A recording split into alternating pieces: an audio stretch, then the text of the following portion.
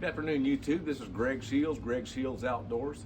This is episode 2 of my prison series, The Blue Side of Prison. Today I'm going to talk about the different levels of prisons that you can work at, the different levels of prisons that I worked at over my 30-year career.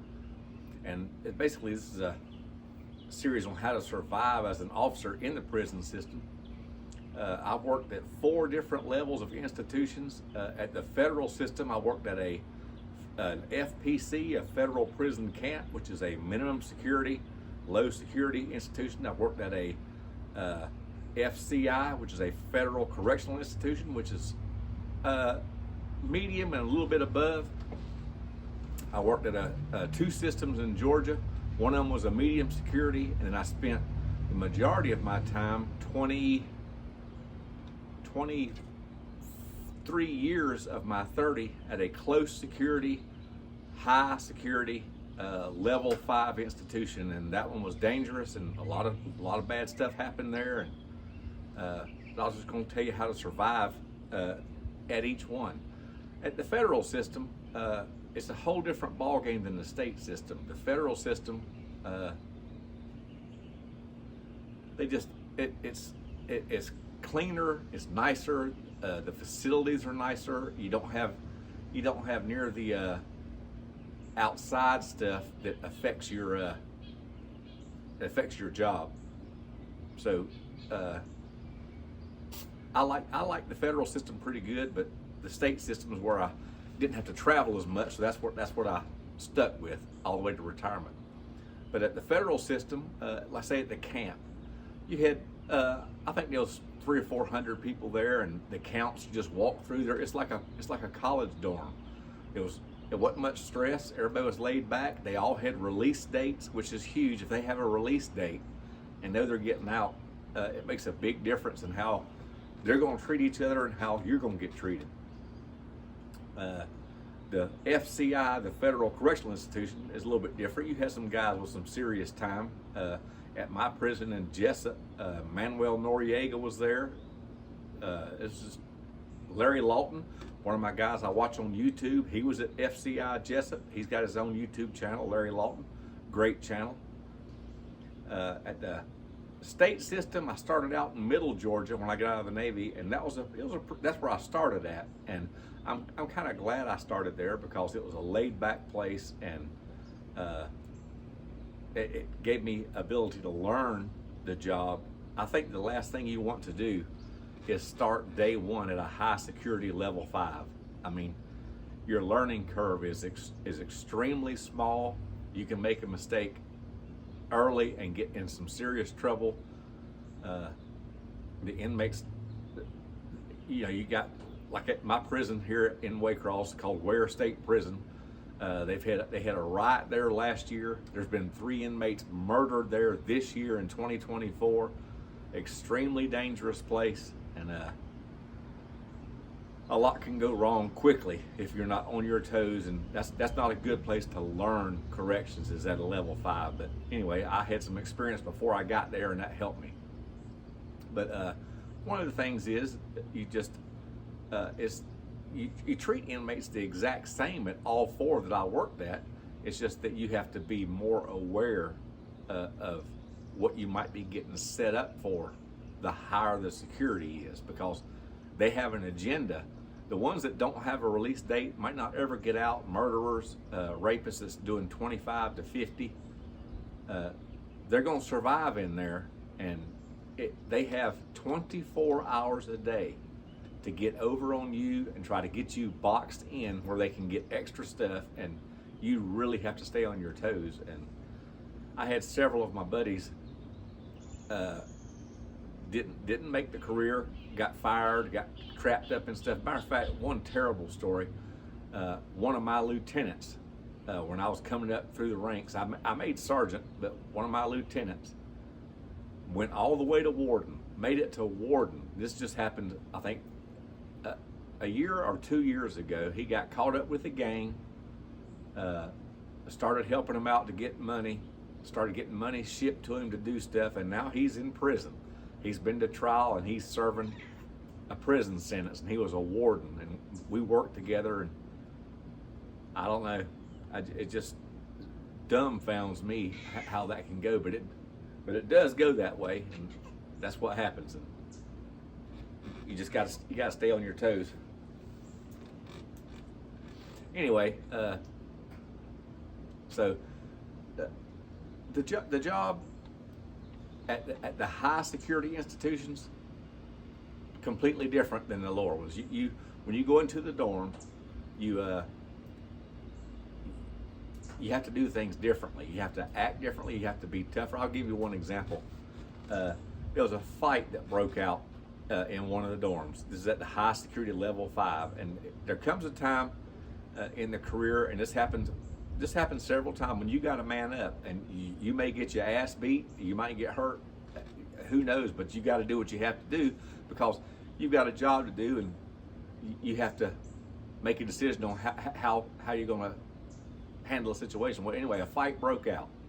I was in the control room, saw the fight break out, took off out of the control room, went into the dorm. Well, they saw me coming, so they broke it up so nobody'd get put in segregation.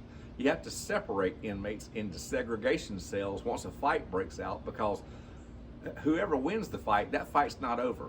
They can't let that go.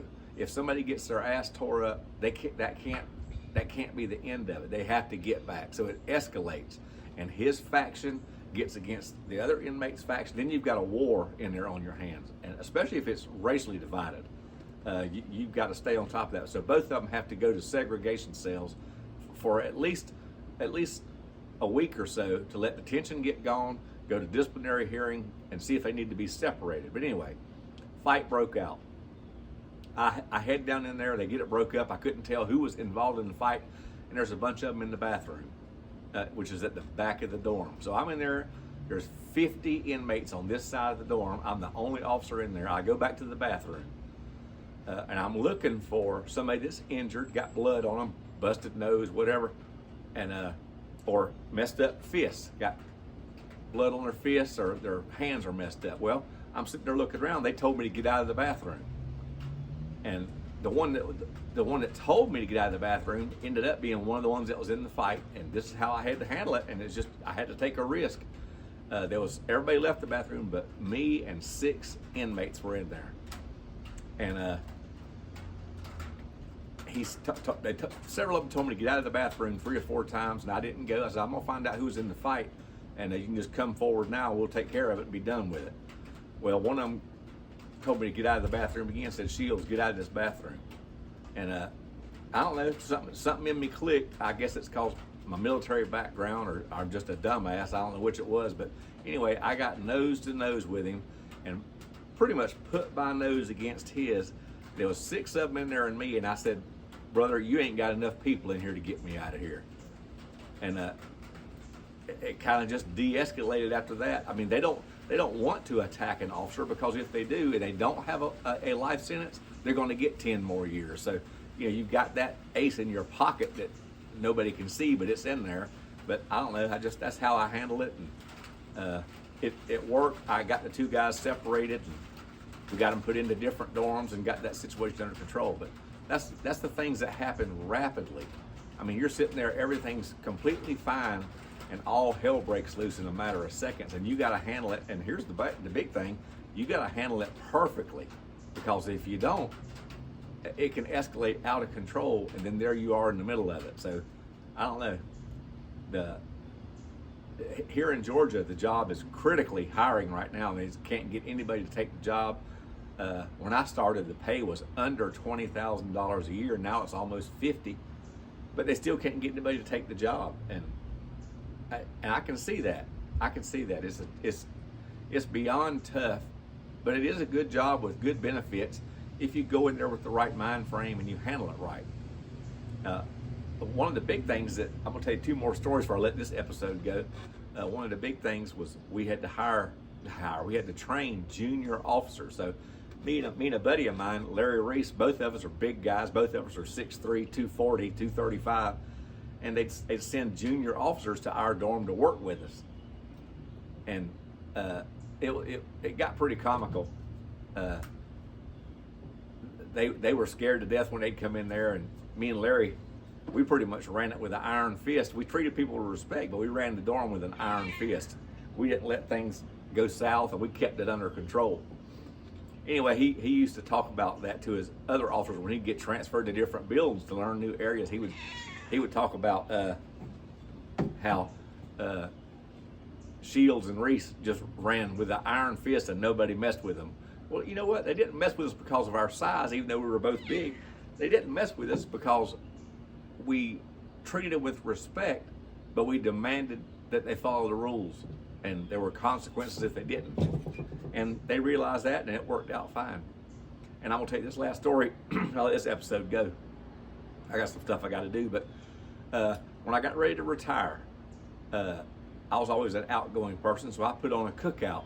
I supplied all the sauces and stuff. We had a cookout at breakfast one morning for a bunch of officers, and the deputy commissioner of the entire department was a friend of mine from high school. And I texted him and invited him to the cookout, and he came to the cookout. And so the warden got, he basically had to come to it because the deputy commissioner was coming. Well, one of the things he said, and this kind of validated my entire career, and I loved hearing him say it, but I didn't really need the validation because I knew what kind of job I did, but it was a good thing to hear. He told the deputy commissioner of the department, we had 55 officers on a shift. And he told that deputy commissioner, he said, if I had 10 of Sergeant Shields, he said, I could send the other 45 home. I mean, it was a great thing to hear, and it made me feel pretty good. But anyway, that's be it for this episode. I'm going to go ahead and get some more content up. And the next episode, I'm going to go into some of the things that I've seen that were horrendous when I was the sergeant of the CERT team, which is the Critical Emergency Response Team. Some of the stuff I had to deal with there inside the big prison, the level 5 high security prison, was devastating, and I still can see it to this day. And I'll go over that on the next episode. But y'all have a great day. Like and subscribe if you hadn't already, and tune in for the next episode. I appreciate it. God bless you. Have a great day.